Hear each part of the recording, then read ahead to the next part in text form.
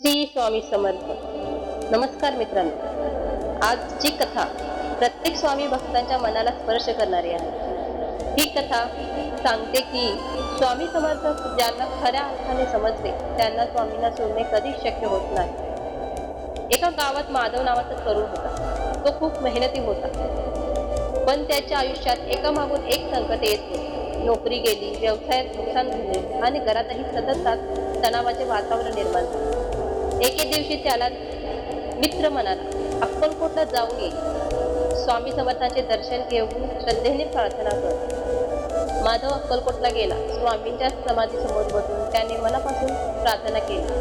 त्याच्या डोळ्यातून अश्रू वाहू लागले. तो म्हणाला, स्वामी, माझ्याकडे आता कोणताच आधार उरलेला नाही, मला फक्त तुमचाच आधार आहे. त्या दिवसापासून माधव रोज स्वामींचे नामस्मरण करू लागला. प्रत्येक सकाळी श्री स्वामी समर्थ हा जप करू लागला. हळूहळू त्यांच्या मनातील भीती कमी झाली. त्याला पुन्हा काम मिळाले. घरातील वातावरणही शांत होऊ लागले. काही महिन्यांनी त्याचा एक मित्र त्याला म्हणाला, तुझे आयुष्य बदलले, आता स्वामींची गरज आहे.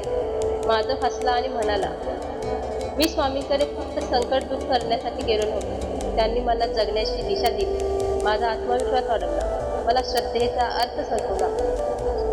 आता त्यांना कसे सोड. त्याच वेळी एक वृद्ध भक्त म्हणाले, जे लोक फक्त चमत्कार शोधतात ते काम झाल्यावर निघून जातात, पण ज्यांना स्वामींवर प्रेम, कृपा आणि मार्गदर्शन अनुभवायला मिळते ते आयुष्यभर स्वामींच्या चरणी राहतात. मित्रांनो, स्वामी समर्थांची खरी कृपा म्हणजे फक्त इच्छा पूर्ण होणे नाही. खरी कृपा म्हणजे मनाला धैर्य मिळणे, संकटांना सामोरे जाण्याची शक्ती मिळणे आणि योग्य मार्गावर चालण्याची प्रेरणा मिळते.